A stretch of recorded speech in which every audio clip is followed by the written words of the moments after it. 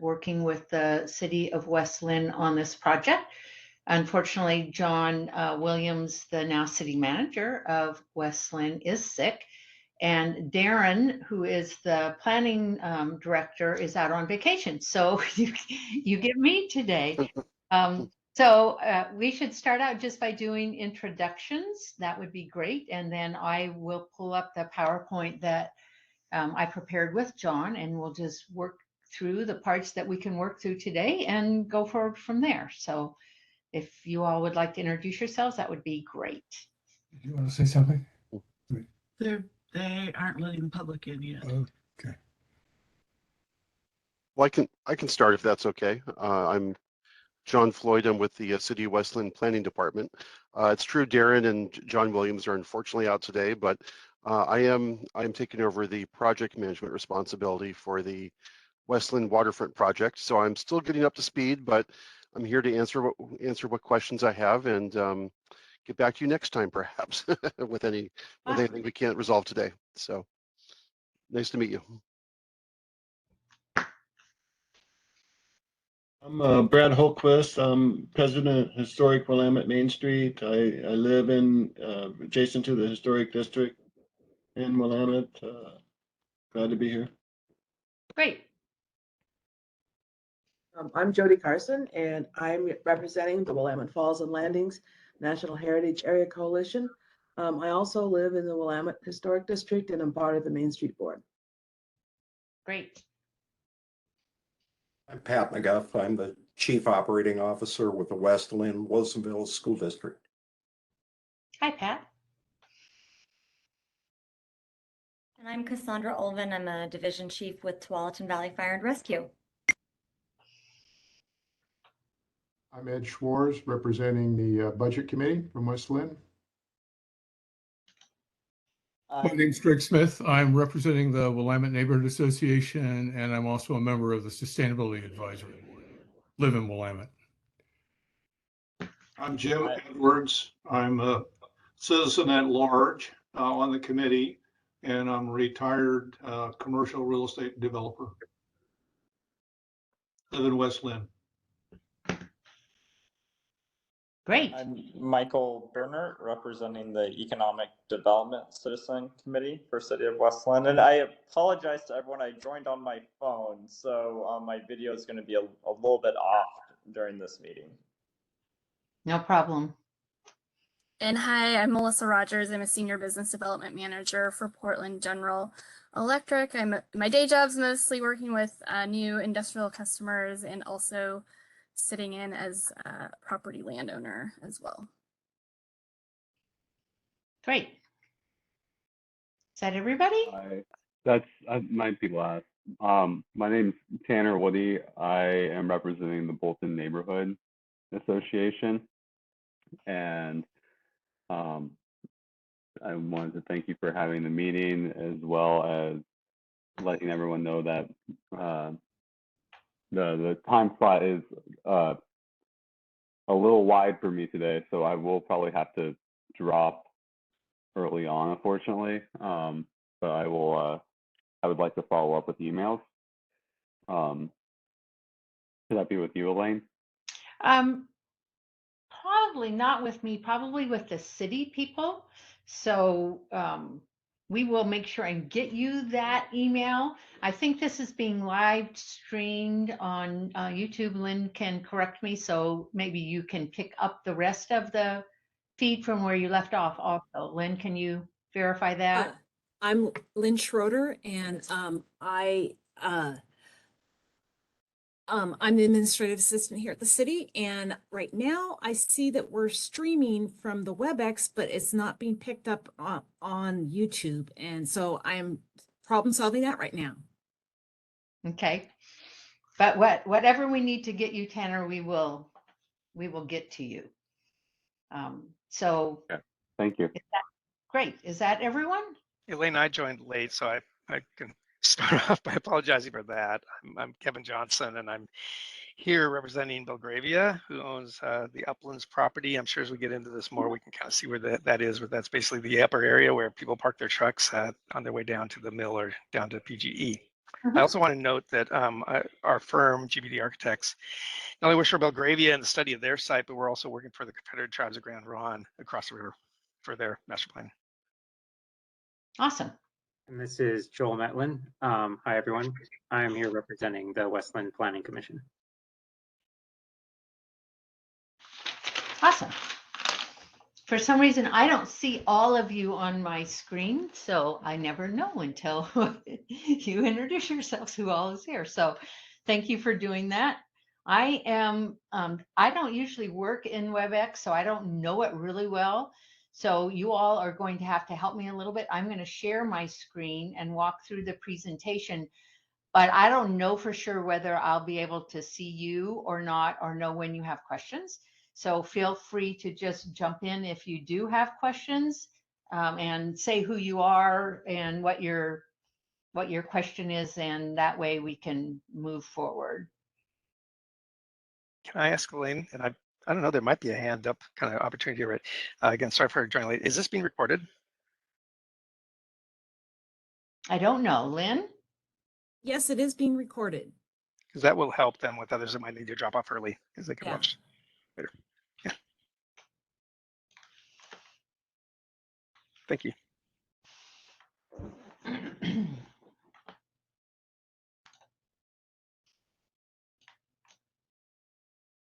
So I am trying to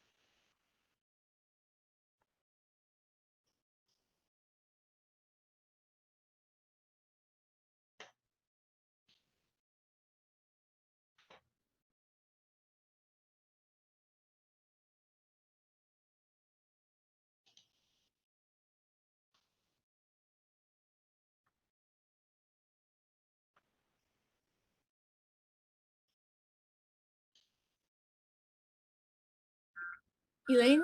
Yes. All right. Would you like me to share my screen with the something?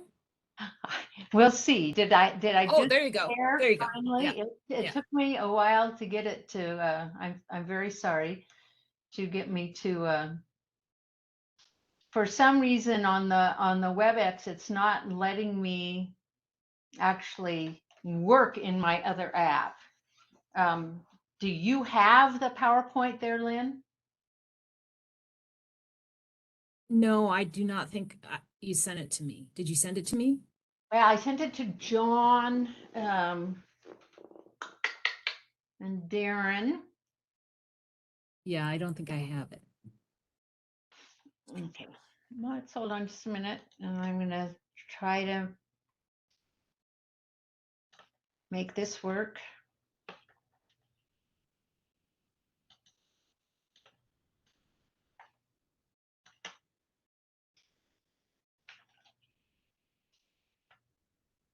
So can you all see my screen?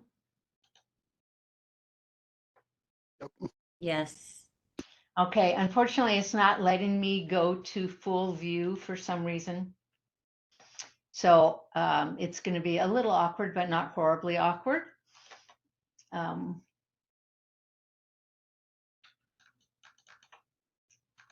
So just, well, it's not even going to let me move down pages.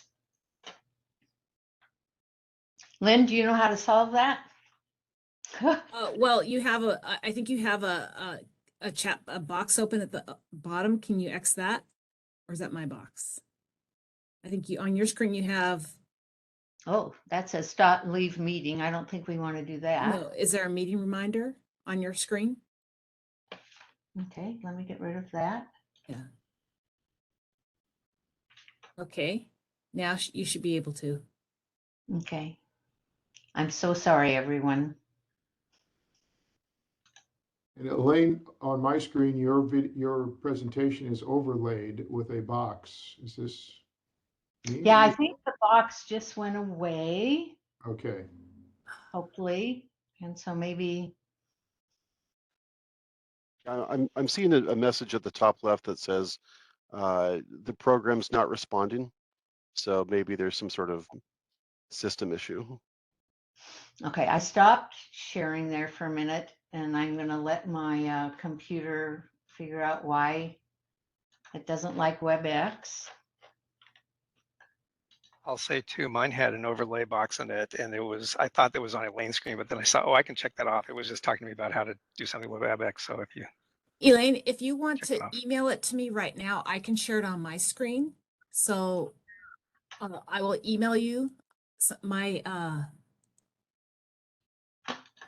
and you can just send it back to me. The problem is it's a really large file. Oh, And I had to send it by Dropbox to John. We're going to try sharing one more time. And if that doesn't work, I will take just a minute to get out and reduce the file size.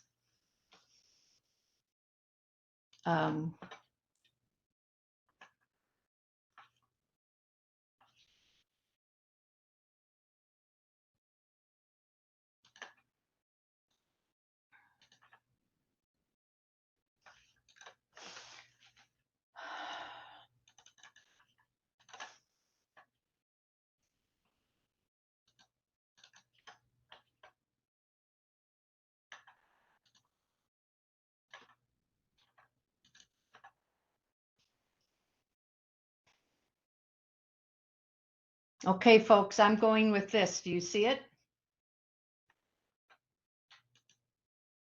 I don't see anything, Elaine. You don't see Yeah. anything.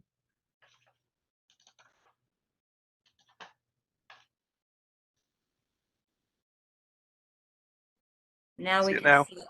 See it. Okay. Yep, we're good. Except now.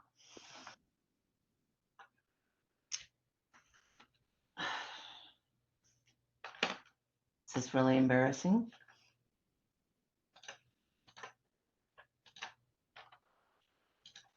Cassandra has been on enough of these with me to let you know that this does not usually happen.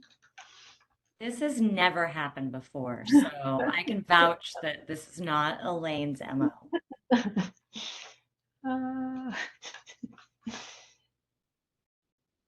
Okay. I am going to just minimize my screen a minute, take 3 slides out of this presentation and email it very quickly to Lynn. okay, that sounds good. Okay.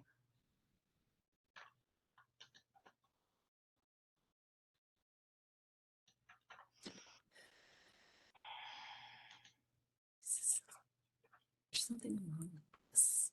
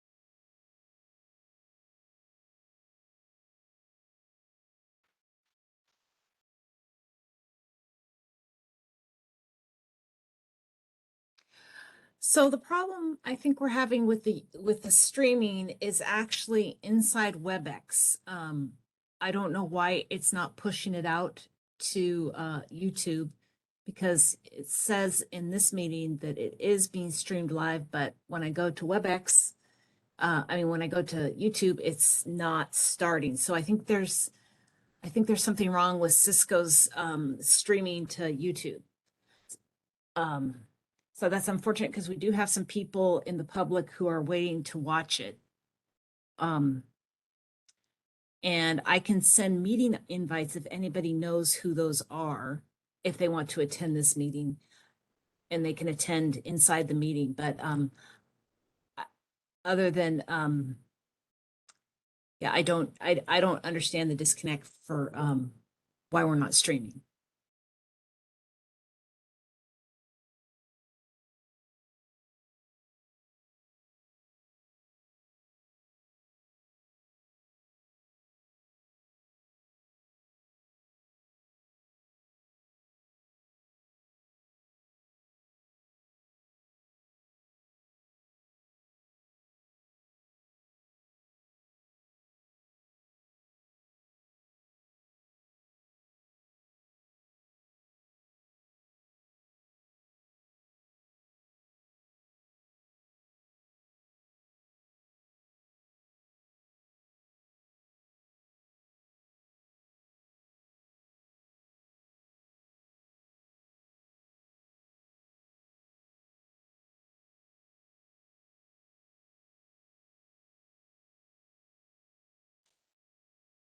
And what happened to Elaine? Is she still on the meeting? She dropped off a little bit ago, Lynn. I assumed she was maybe rebooting her computer, but it's been Oh, okay. a while now. Yeah, Endor, I thought she said she was going to try and reduce that file size. Okay.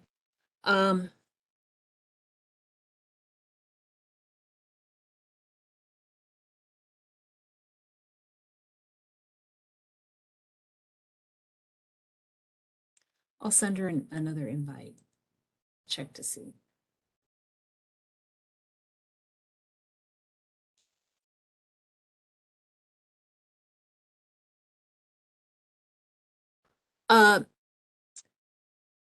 So John Floyd, Yes. can you give some background on the waterfront project while we're waiting? Absolutely. So I can Okay. provide a little bit of background there. I suspect, so just as a reminder for, I think there are a few stragglers in here. I'm John Floyd, planner with the City of West Linn Planning Department. I joined the city about a year and a half ago, and I expect a number of you are more familiar with the past planning work in the waterfront area. But I'll just pull up a map really fast just to make sure we're all on the same page. And hopefully I don't have the same issues. So give me 1 second while I pull it up.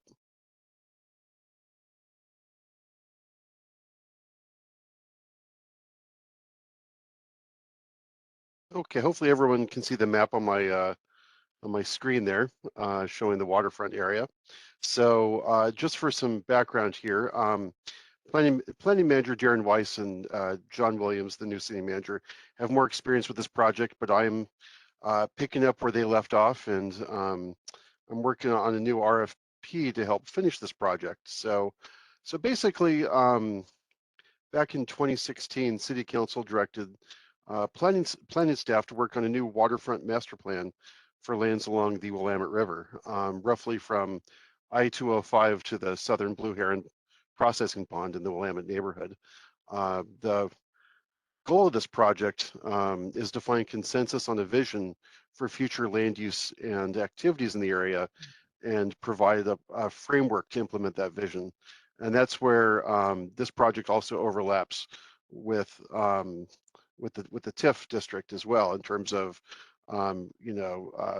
financing of the required public improvements to help implement this vision. So as you can see on the map, the area has roughly 3 sub areas, which are differentiated by geography, historical use, and infrastructure needs. The first is the old City Hall district, up at the bridgehead with the Arch Bridge, going to Oregon City. It's that upper park, also includes the upper parking area owned by Belgravia, sort of in this area up in here. And so that's the first sub-district. The second is the Industrial Heritage District, which is the sort of, the process mills and the PG power station and whatnot. And the third is the Pond Redevelopment District, which is much lower in elevation, closer to the river itself, as well. So, so back in between 2017 and 2019, a lot of outreach was done through a variety of formats: open houses, booths at the farmers market, meeting with community groups and the like. And that outreach was done to help create a series of guiding principles for this project to govern things like public access, cultural continuity of historic resources, things like that. And so through this outreach process, we established some guiding principles. We gleaned feedback on visions for the area from different stakeholders. There are some dominant property owners here. Obviously, PG&E is a dominant property owner, Belgravia, and others. But really, the goal was to establish visions by all stakeholders there. And then third was to help establish a preferred option for transportation upgrades at the intersection of Willamette Falls Drive and Willamette, or Highway 43, basically. So this project, as I understand it, lost momentum as COVID hit, as a lot of projects did. So, and so council recently budgeted some money to help us restart the project, essentially. So the idea here is that we're going to be issuing an RFP here later this month. Darren and I have been talking about the contents of this, and John Williams as well. I'm currently getting up to speed, so I have my knowledge is incomplete, but basically our goals for the remainder of the project is to take all the earlier work we did in 2017 through 2019 and actually complete a draft vision plan for the area, done with all the outreach, and then take that draft vision plan and do further public outreach, public engagement, just to verify that that's still current and matches what we heard from people earlier. And then through that, we're going to develop a framework to help implement that vision through things like a zoning analysis and zoning changes in the different sub areas, and then potentially design standards and development standards as well in some of the sub areas as needed. So, and then also related to that is a final transportation analysis and financing plan as well to help do that. Obviously, when we're speaking about financing this area, the TIF district is a key component of that. And so there's going to be a need for coordination, obviously, between these two projects. So hopefully in the future meetings, I can give you a little more specificity. But that's kind of the high level here. I've just been assigned the project. So any large questions about where we've been, where we're going on that, and how that might interface with the TIF district?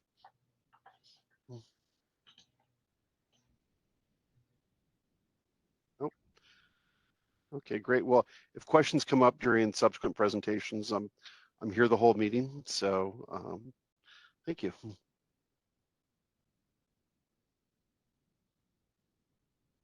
And I am back. Can you hear me now? Okay, so Lynn, were you able to get the PowerPoint? Great, thank you so much.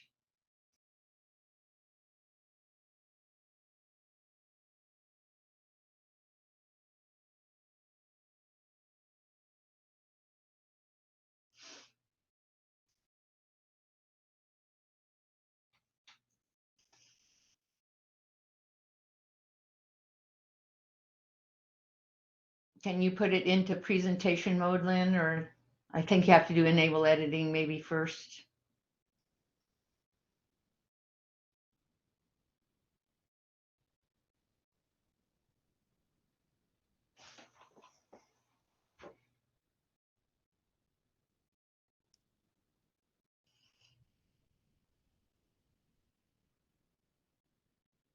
Are you sharing? Can you see it? I can see it now. Excuse me, I can see it now. It's not in the presentation mode, but I don't know if you can get it in presentation mode. I couldn't make WebEd do that. What do you mean by presentation mode? You go to slideshow and click on from beginning. Up at the very top, it says slideshow, home, insert. Can you see Tax Instrument Finance Advisory Committee? Yes, let's just go from here. Okay. We're go ahead and go down, Lynn. Thank you. This is our agenda. I will apologize again for having things delayed. I will be going through the tax increment, what urban renewal tax increment financing is, and then talk about the TIF feasibility study that was completed. We just heard about the visioning project. We'll talk about the district boundary, what the two next meetings would cover, and then have some discussion and identify what further information will be helpful for you all. Next slide, please. The goal of this TIF Ad Hoc Advisory Committee is to review the feasibility study and form recommendations to the City Council on a potential tax increment finance district. The district would assist with funding infrastructure and achieving the community's vision for lands potentially stretching from the Arch Bridge into the business sections of the Willamette area. The project will not set the vision for the area, change zoning, or change any of the city's infrastructure plans, but it will, if adopted by council, assist with the funding and implementation of all of those items. Next slide. So tax increment financing, next slide, is used across Oregon as an economic development tool. It is unique in terms of plans that are adopted by cities, as it is a financing tool. It's a plan that has projects, but it also brings money. So a lot of times cities will have a downtown plan, or as John was talking about, a riverfront plan, but those plans don't have the money attached to it to actually implement the area. It's used to address blighting influences in specific areas, and blight is specifically defined in the statute that governs urban renewal. It includes underdevelopment of properties and lack of infrastructure, both of which are evident within this area. It functions on increases in property tax revenues in those specific TIF areas. It's used all over Oregon. Next map, please. Next slide. Yes, this just shows some of the different areas across the state that use tax increment financing. So within the West Linn area, Lake Oswego uses tax increment financing, Wilsonville does, Sherwood, Tualatin, all use tax increment financing for doing projects within their cities. Next slide. Why do cities decide to use tax increment financing? It is generally because the city lacks the funding to be able to complete their vision or to do projects within a certain area of the city. The tax increment financing provides that funding source for improving or adding housing, helping improve commercial areas, or helping to improve infrastructure in areas. It can be used to provide that financing gap. So if the city has other infrastructure funds to be able to construct roads or utilities, but not enough to do certain projects, the tax increment financing can be used as part of that toolbox to actually complete a project. Next slide, please. This shows how the tax increment financing works over time. So if the city would adopt an urban renewal tax increment area, the county assessor establishes what the frozen base assessed value of that area is at the time the area is established. What that frozen base means is that is the amount of money that all the taxing districts would continue receiving off of the properties within that area. That's shown in the dark blue on this graph. In the light blue, it shows potential increment over time. Increment is that increase in assessed value off of which the Urban Renewal Agency would receive the taxes within that specific area only to do projects and programs within the area. So as you can see from this slide, and to make it very clear, tax increment financing takes money from the other taxing districts and reallocates it to the Urban Renewal Agency to be able to do projects within the area. It is not a new tax for residents in the area, but it divides out existing taxes that, or future taxes that will be paid. The existing taxes will keep going to all the different taxing districts. Next slide.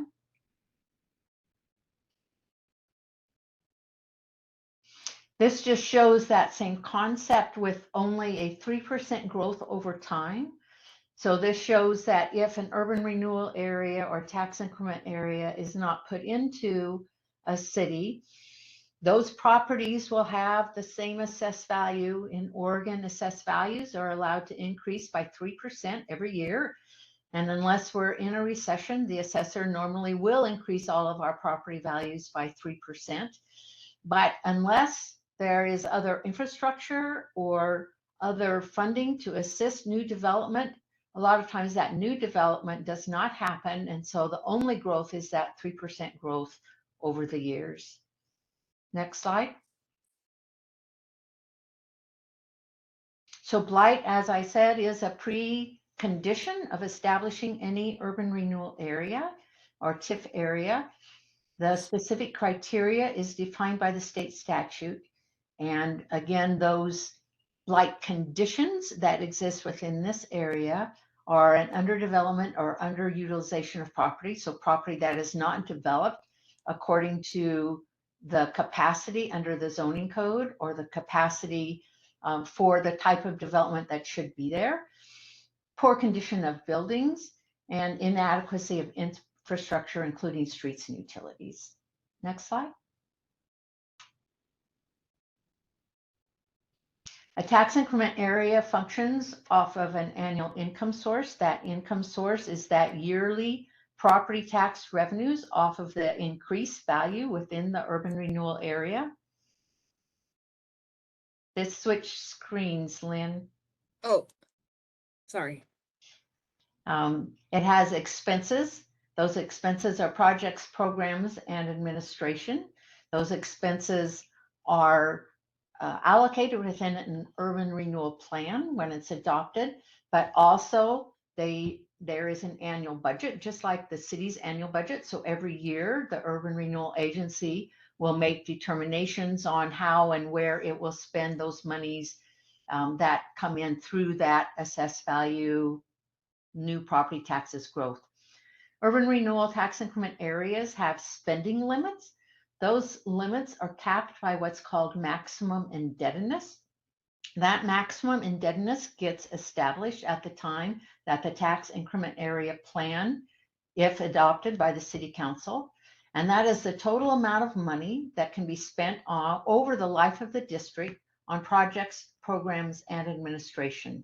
So when a tax increment plan is developed, you have to identify the projects and identify the amount of money you expect to spend on those projects and administration over that 30-year time period, knowing that those amounts can be changed, but at the time it's adopted, it is your best estimate at that time of what programs will be done and what the money will be needed to accomplish that.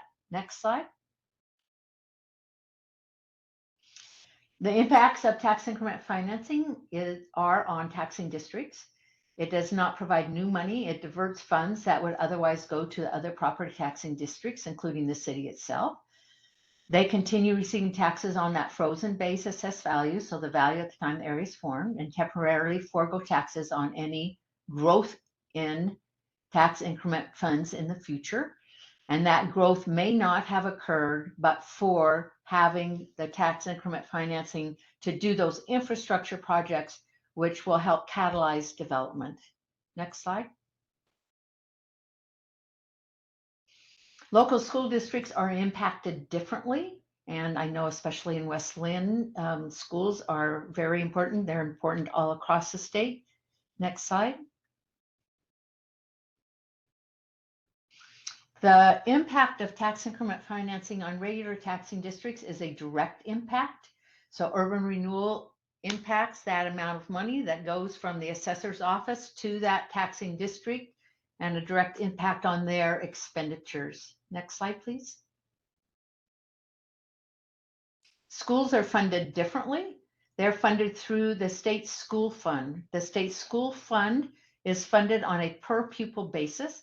So however many students are in the West Linn Wilsonville schools, the amount of funds that they get are predicated on a formula that starts with that per pupil basis.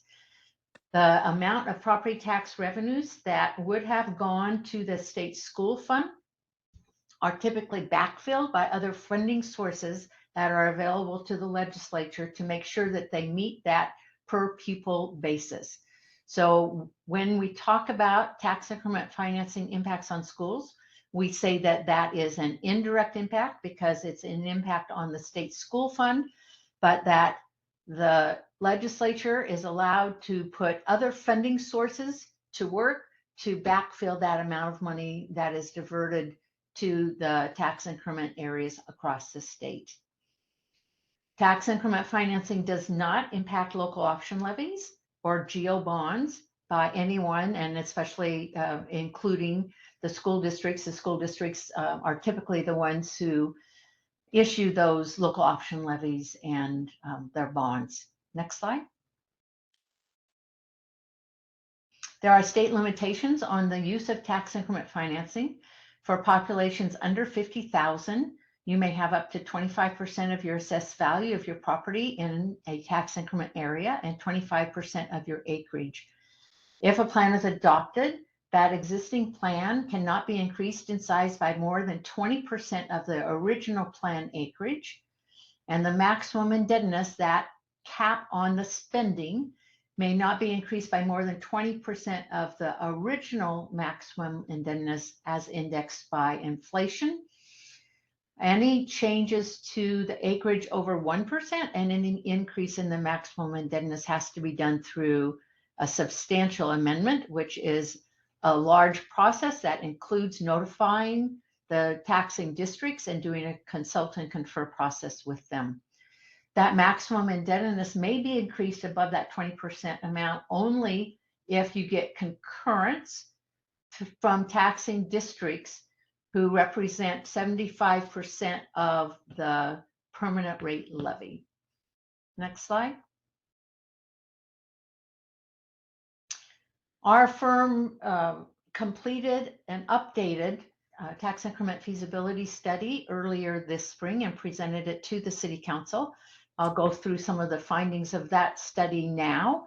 That study, the information from that will be updated given any potential changes to the boundary that we would discuss as this committee.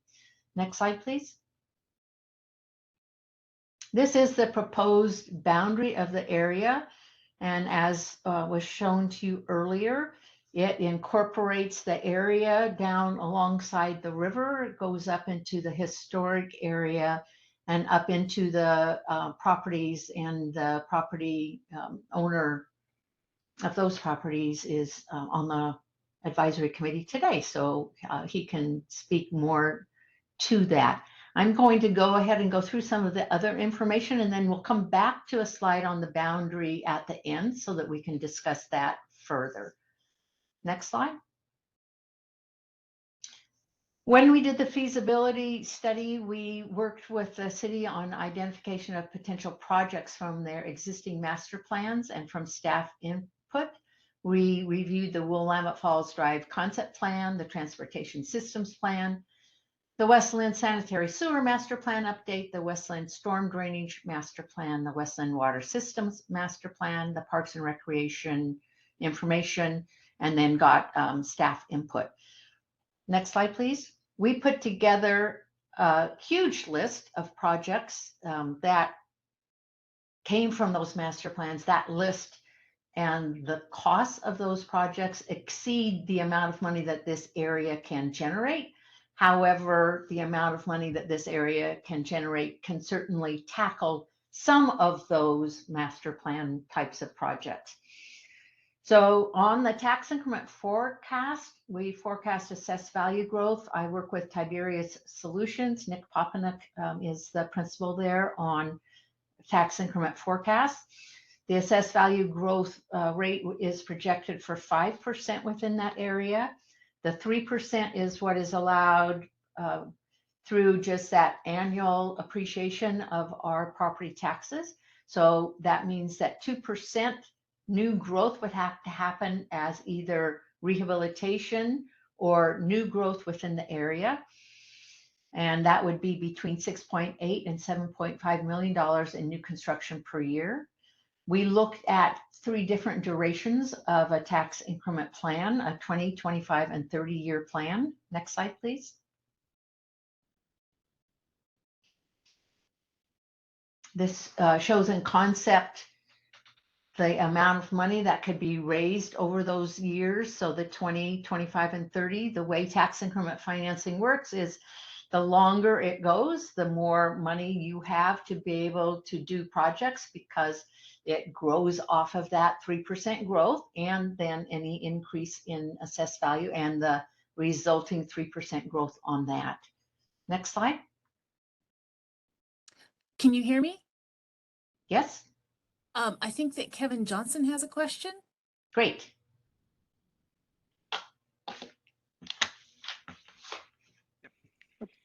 Thank you. Maybe this is a joint question for Elaine and for John Floyd. The map of the area for the TIF versus the map that John Floyd, you showed of the districts. The north end of the district map is slightly further up north than the TIF map. And I understand ODOT has some land there probably that you're trying to get out of there, but is that jiving right now? There's that, I don't know what, I don't remember the name of the northern district there, but it goes all the way up to kind of near under the 205 bridge. Are you guys tracking with me? Like this map is on screen right now. Yeah. Is that? Yeah, go ahead.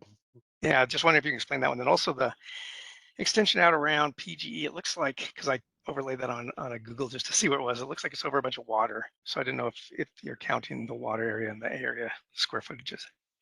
Did Elaine say we were going to come back to questions about the boundary at the end? We will. So those Thank are you. great questions, and we'll pick those up in it won't be long, in just a couple minutes. Okay. Okay, So thank you. were we on capacity summary slide? We are. Thank you, All right. Lynn. So this just shows the potential capacity of the area for 20, 25, and 30-year tax increment area. Tax increment areas are typically not limited by duration. They are limited by that maximum indebtedness number. However, when we're doing forecasts, we do those forecasts on an annual basis and look at what those projections would be. So the projections typically include a duration, but that is not a required statutory provision. So when you look at this summary, the net TIF means the total amount of money that could be raised within that tax increment area over a 20, 25, and 30-year period. And you can see that the ranges between 20 years of 32.7 million to 30 years of 89.6 million. The maximum indebtedness is the next row, and the maximum indebtedness is lower than the net TIF. The difference between the two is the interest paid on debt. So if a bond is issued that is repaid with tax increment funds, that interest on debt is not calculated within the maximum indebtedness number. So that's the difference between those two.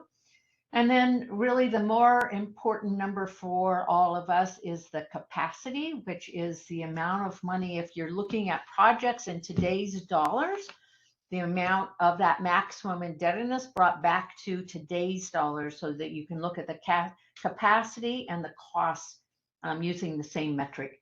So the capacity in today's dollars is between 19.3 million and 42.1 million from 20 to 30 years. As you can see in the first 5 years, the capacity is much lower than the following year increments. And that just is because tax increment financing always starts out low because you're starting out just with that 3% until you can actually do projects within the area. And those projects help then to cause the new development to happen. And then you're not only just getting money off of the 3% increase, but you're getting money off of new development. So as this chart goes over, you can see that the 20 years ends and then the 25 years has an additional 5-year block of funding, and the 30 years has an additional 2 5-year blocks of funding for the area.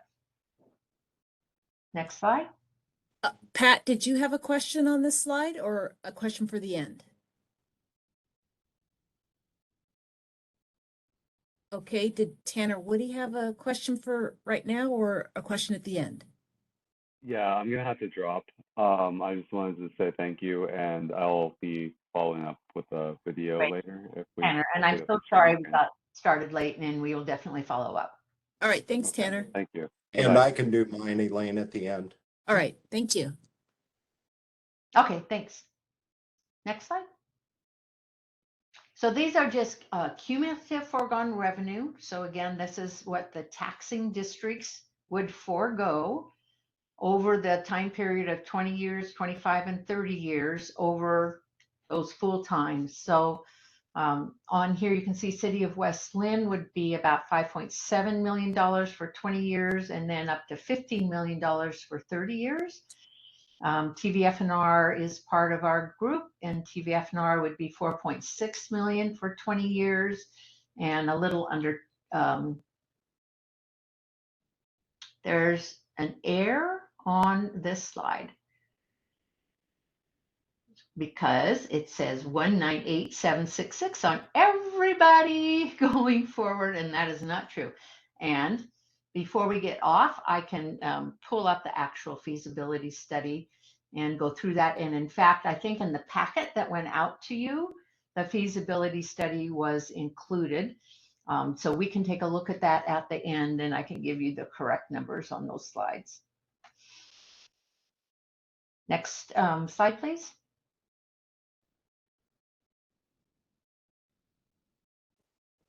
And again, it looks like somehow these numbers did not get inputted correctly too. And I can easily provide that information in a minute. So we talked about the waterfront visioning project. Next slide.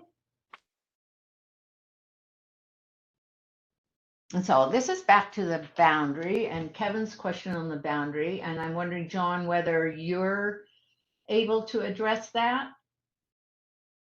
Yeah, so fully, I can't really fully address the differences. That obviously this is going to be a good follow-up report by staff here at the city. Just sort of eyeballing this, you know, so the waterfront project is really focused itself on the waterfront. On the northern end, the waterfront project extends further down Territorial Drive, which is a small residential street, and then into West Bridge Park. So the planning there is really not so much for ODOT facilities as for, you know, as for those sort of smaller issues. And then, you know, the TIF district also appears to head further north into the commercial area, sort of around 205, the sort of Willamette Falls Drive Commercial Center, and the areas on the far side of the interchange there. So this would have been a great question for John Williams had he been here today, unfortunately. So we'll just have to follow up next time. So was there a specific concern you had about this, Kevin, or just a general question? I think I'm just learning TIF, honestly. So Okay. the idea that it relates to square footage and acreages that are important in some kind of balances, I wasn't sure if that need to be included in there, whether it's the park district up under the bridge or whether it's those home districts, but just the difference between the two. And then the other part is that where it bulbs out, and what would be the end of the PG property, that's on my map, that's the water and lagoons and things. So I didn't know if you include water and lagoons in TIF square footages. And so I'm just learning TIF, and I just didn't know if there's impacts to overlaying, non-land, and that. Yeah, I can answer part of that.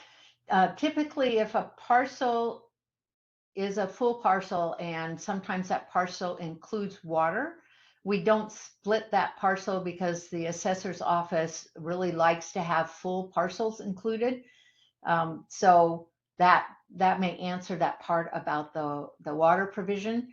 The amount of acreage of this area compared to the city is really low, so it doesn't get anywhere near that 25%. So that that acreage in the water is not a problem for the city, and it makes it much easier for the assessor's office.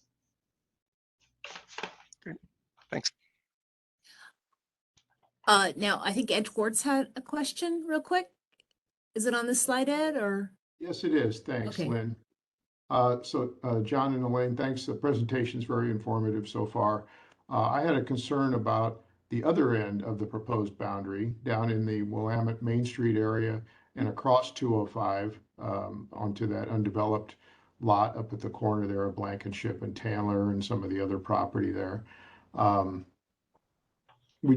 city just spent a lot of money on the Main Street redo. It turned out great. And I'm not sure why those properties need to be included in this boundary. I was thinking that the TIF district would pretty much overlap the waterfront development district properties. So I wasn't sure why we included the ones across 205, reaching up there, and also the ones in the Main Street area. The ones in the Main Street area will allow the Urban Renewal Agency to be able to provide like storefront improvement loans or grants to those businesses, so to help the businesses themselves flourish. And that is a very typical type of project in a main street area. So to just give assistance to the businesses. And then I think across the area is to try to help promote the types of development that the city would hope to see on those properties. So maybe a more dense or mixed use type of development to try to help incentivize that. John, do you have anything else to add to that? Yeah, so there is capacity within that area for future redevelopment. There are buildings, as you mentioned, in need of perhaps facade updates, things like that. And this area is zoned commercial. And I think the city could anticipate future investment in this area that would either contribute to the fund or benefit from it. But again, I'd like to defer a full answer until I have a chance to read up on the history of this boundary. So. Okay, thank you.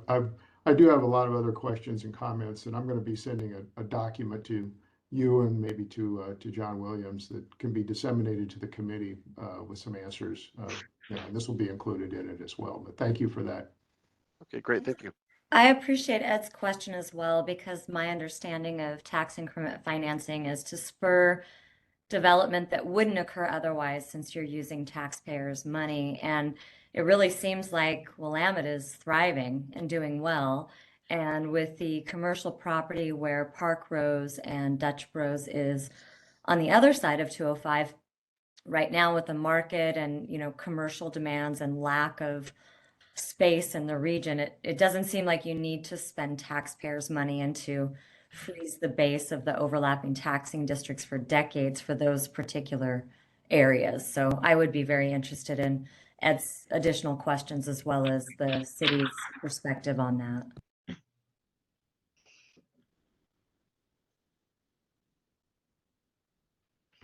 Sounds good. Greg Smith, did you have a question? Yeah, I had a question just about the pond development zone and the degree to which income projections are really dependent upon properties in that area that are not currently underwater, and just in terms of the ponds, because it's an area that really has been flooded, like it's all 100-year floodplain, except for a few sections that are 500-year floodplains. And in reality, floods occur through that area pretty much every 20 or 30 years since the 1860s. So I think it hasn't been developed primarily because it's not a good place to develop. And so I'm just curious about like the degree to which those income projections are dependent upon like the introduction of infrastructure in that area and the building of either new homes or businesses? I believe that we totally excluded redevelopment of the ponds. But what about the area around the ponds, which Uh, is all floodplain? we will have to look at that. And Yeah, unfortunately, I don't know if John's looked at the projections, but probably not since he's just been brought on. But we worked with the city on developing those projections. So I would anticipate we dealt with that issue, but I'm not, yeah, I can't say 100%. So we'll have to just check with John yeah. Williams, one of the questions. I can say actually that this area is, it is constrained by the flood, by the FEMA flood hazard zones. There is potentially developable property within these areas. The current property owners are potentially interested in pursuing that, consistent with the city requirements. So these are challenging sites necessarily, but they aren't necessarily unbuildable. So I think it's not unreasonable to expect some level of redevelopment of this area. However, we can report back to you further on why these areas were selected. Yeah, and I guess we know that there's a property owner who bought the former Blue Heron ponds, and that he has expressed interest in putting up multifamily housing, potentially a hotel, as well as a kind of a last resort was warehouses, by draining the ponds and then building upon that particular area. So for folks in the Willamette area, that is a real concern. Yeah. And I can fully understand that. We don't know the specific proposal being investigated by the current owner.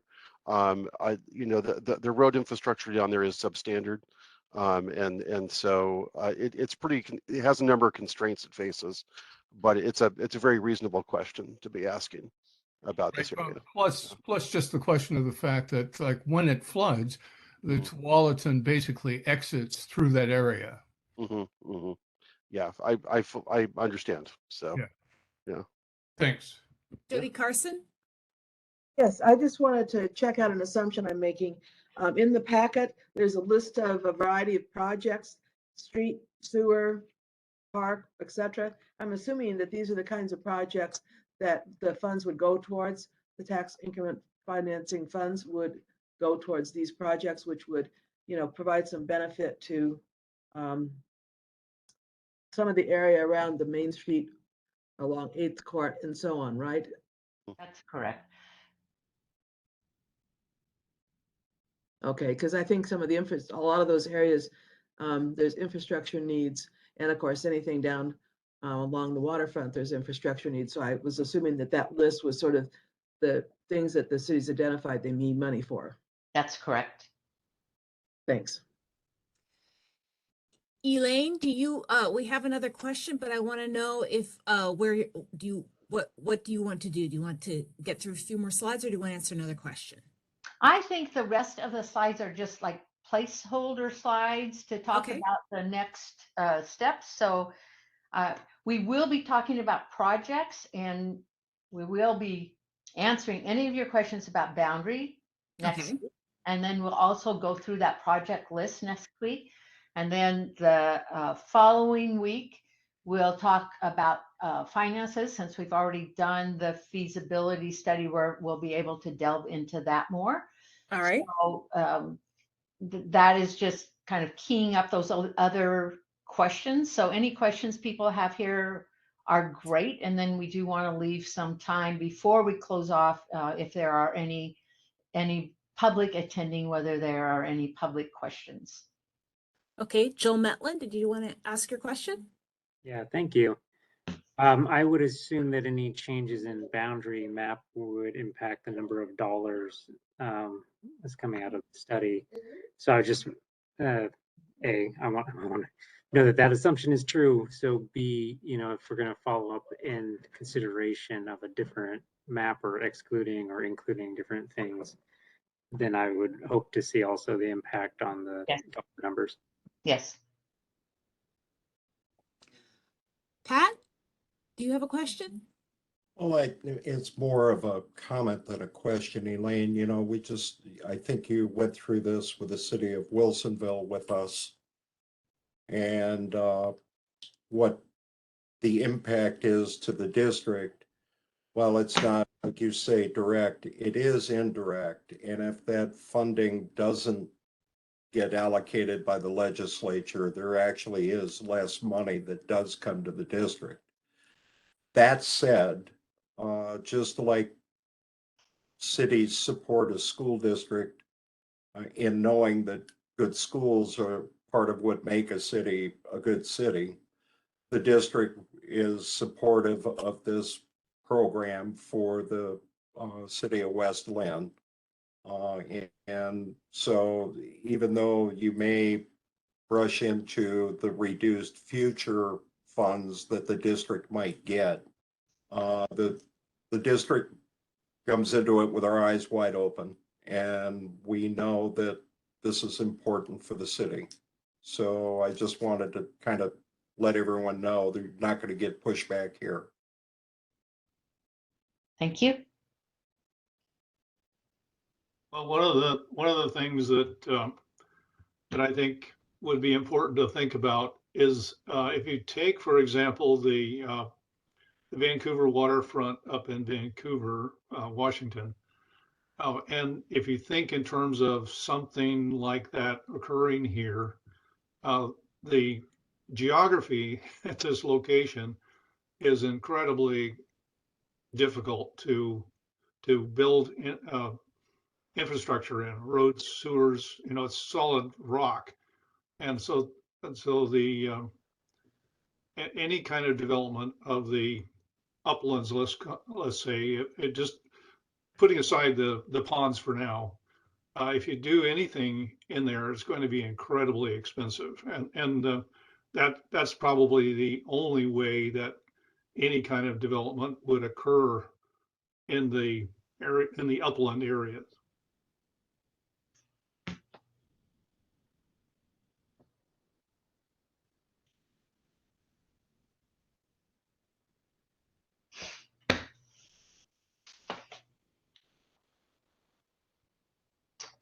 Any other questions, comments?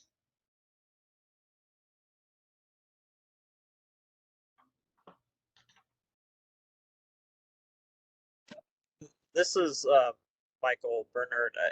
What's the governance structure of the agency, and how does it actually select specific projects? And a related question is just confirming that those projects, I assume they're required to be inside the boundary of the TIF, and I want to confirm that. Yeah, great question, both. The Urban Renewal Tax Increment Agency was established by the city of West Linn a couple of months ago, and it is composed of the city council and mayor themselves. And that is typical of most agencies across the state.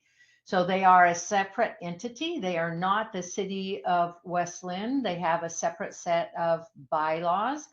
But typically, because people like to know who's in control of spending the money and that they can vote on those people, we found across the state that having the city council and mayor be those people who also run the agency is important. In terms of what projects can be done, the projects get identified in the TIF plan that gets adopted by the city council. And those projects can only occur within the boundaries of the TIF area. So specifically there, because these plans are typically 25 to 30-year plans, those projects can be added to over time or changed over time, because we all know priorities change over time. Those changes have to be done by amendments to the plan. Those are typically minor amendments to the plan, which can be done by a resolution of the city council. A resolution of the agency. If there are sometimes in plans, if it's over a certain amount, they also want the city council to approve that action. But where the council and the agency are the same entity, same board, the same people, typically there isn't that extra layer of process. Typically it's just done by the agency. All those meetings are open public meetings, and the agency will have to adopt a budget every year. So those budget hearings are open hearings. There will be a budget advisory committee, just like there's a city budget advisory committee. So there'll be continued input into the process through that. And in addition, a kind of another layer is that the Urban Renewal Agency is required every year to submit an annual report and send it to all of the different taxing districts. That includes not only what they spent the previous year, but what their budget is for the next year and what the specific impact was on the different taxing districts. So hopefully there is more contact than that, but there is that required contact at least once a year to let the other taxing districts know how the area is being managed. And Elaine, as a follow-up question, what's the specific scope of this committee in terms of recommendations? And so I assume the time, the planned time period that we talked about, the 2025 year, 30 year, I assume the boundaries of the potential TIF. Are there other levers that this committee can make recommendations on? Yes, great question. Projects, which projects you think are most important, kind of given the input from the city about what projects they think will actually help spur that private development, because that is what we need to make the area work. But to go through that with the committee and get your input on and recommendation on those. So it's boundary, timeframe, projects, and then getting your input on those financial impacts, knowing that that's really those are balanced by the time frame and the projects that you identify that are identified.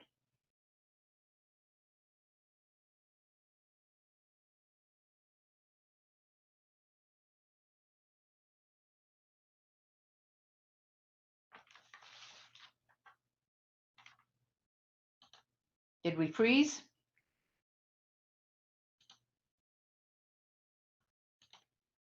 Go ahead, Kevin Johnson. Thank you. Joel, as I was talking about the boundary area, and you were saying it is critical as to kind of determines kind of where money's going to be spent and how the monies are determined. So back to that question about it, and maybe relating to Cassandra and others talking about the waterfront. It's probably chicken or the egg, but as John, as you talked about launching RFP and a further study of the waterfront district, I mean, an example, one thing I'd be a little concerned back to that north area, if it turns out there's a waterfront trail that wants to go all the way up under 205, and if we've cut off that district or cut off that connection, that money can't be spent to finish the trail up under that area. Is that something we should be aware of, that we should be kind of talking about what potentially changing that area? I guess, John, I don't know if you have an answer, a future answer on where that whole monies would go towards that, and where I'd hate to see us put a boundary that stopped right where we should have kept going. No, I understand that. So I can get back to you on that at the next meeting. So, but yeah, thanks. Thank you. I also think part of the potential of that development in that area is what will fund some of the projects. So it will be great to have John back to help us talk about the boundary, but being able to fund those projects over time is going to require some new development and rehabilitation within those areas that aren't exclusively that what appears now is just the vacant land.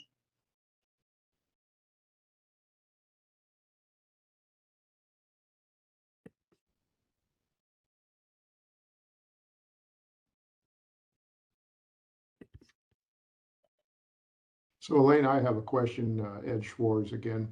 I have concerns about the fact that the money that would ordinarily flow to the city of West Linn, a tax revenue, and other entities like the school district, although I did hear the support of the school district here, the TVF&R, Clackamas County.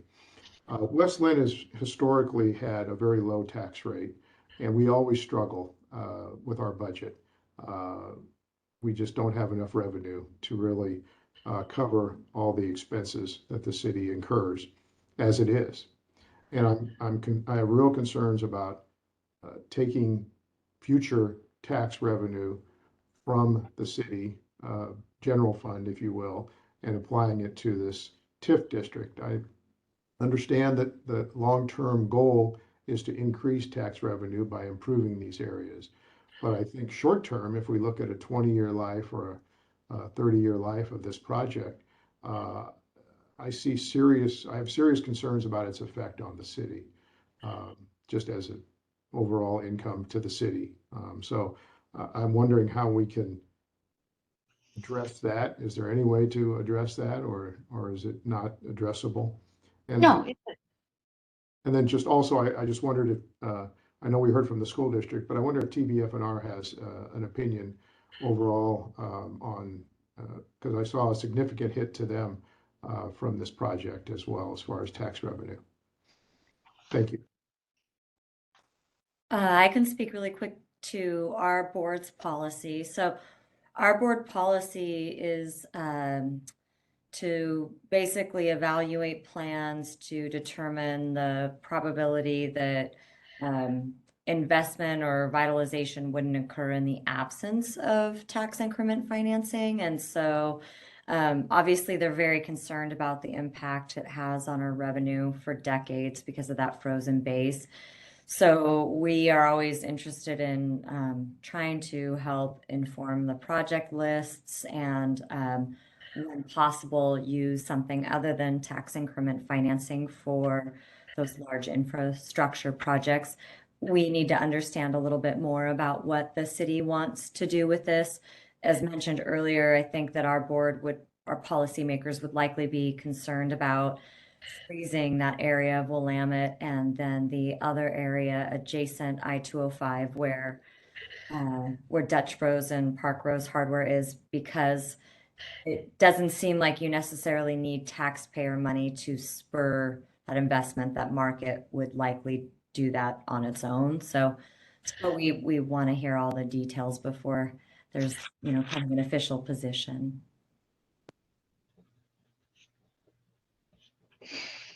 So just in terms of overall assessed value, this area would be just under 4% of the assessed value of the city.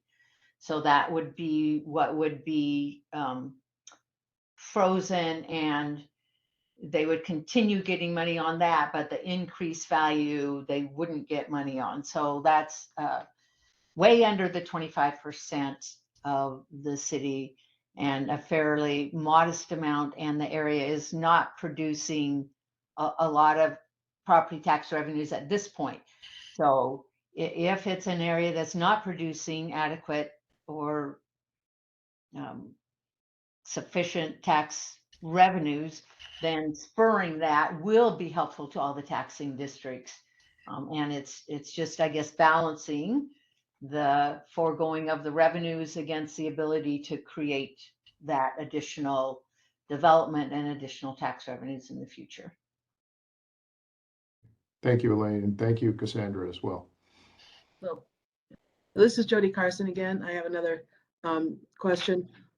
How soon would you project that this is going to go into effect? Because I know that right now in the Willamette Main Street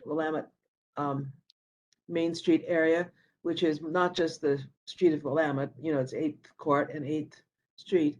And there are couple of large development projects that are already, one of them already is coming for a pre-application conference. And so those are the kinds of projects, obviously, that would contribute to increasing the funds in the TIF. And obviously, you want the TIF in place before those projects come on board. so that that revenue from those taxes then would come into this. And so where's the cutoff? Does this have to be in place before they submit an application for that money to then flow into it?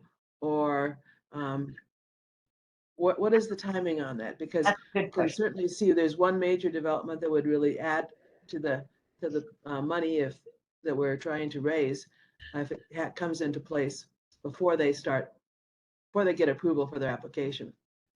That's a great question. The timeline that this potential area would be on would a new assessment tax roll will be published by the assessor the first or second week of October, so coming up soon. This would not capture anything from that. So the new frozen base would be based on those values that get established this October. It is hoped that this could get adopted before the end of this year, which means that the tax increment revenues then would start in fiscal year end 2025. And if that happens, if it goes past that year, then it's another year before they go into effect.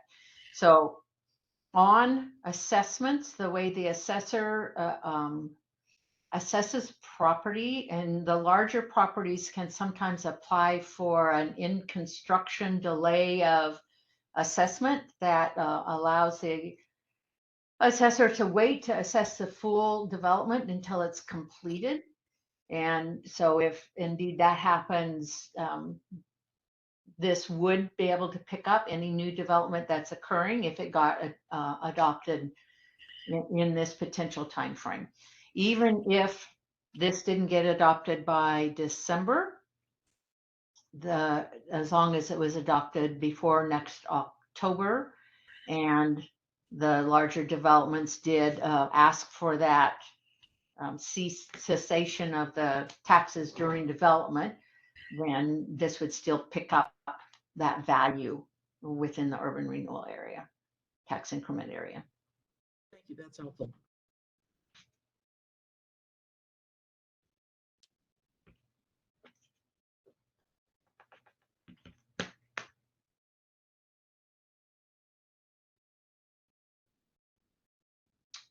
I'm not sure if Lynn's still checking.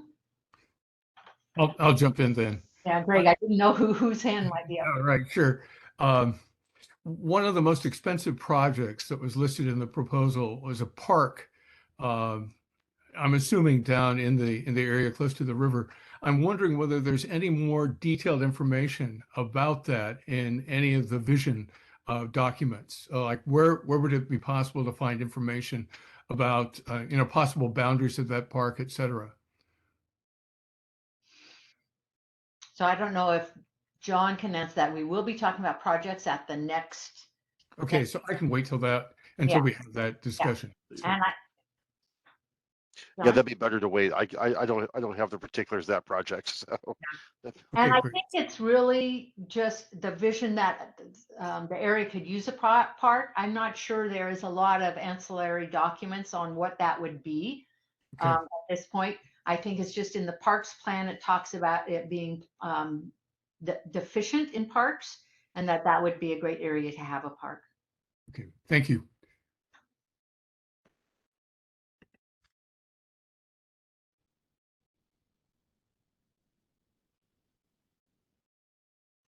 Are there any other questions?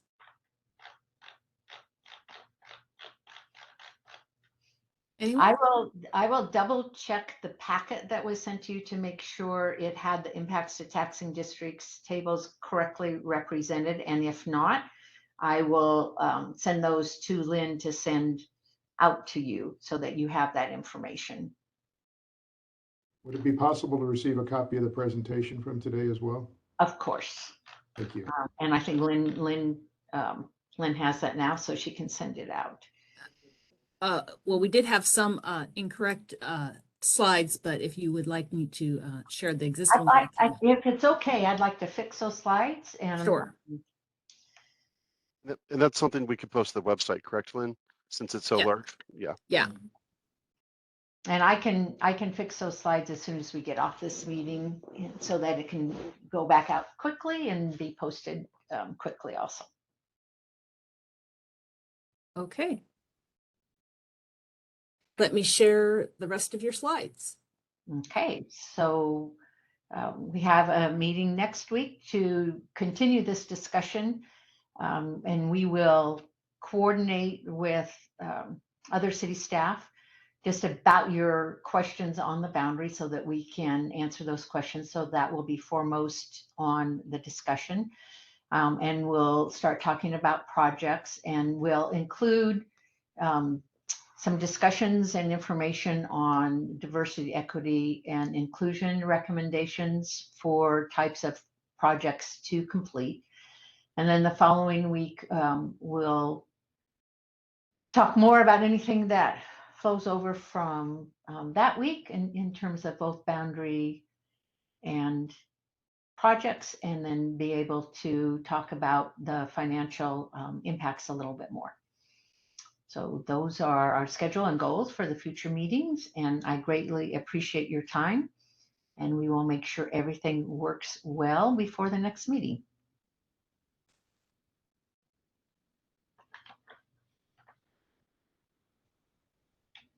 And then Lynn, could you, is there any public watching, or are there any public questions? No, we don't have any public members here. Okay. Great. I appreciate everybody's time today. Thank you very much. Thank you. Thank you. Thank you for your so much, patience Linn. with everything. Thank Yes. you. No worries. Thank you, everyone.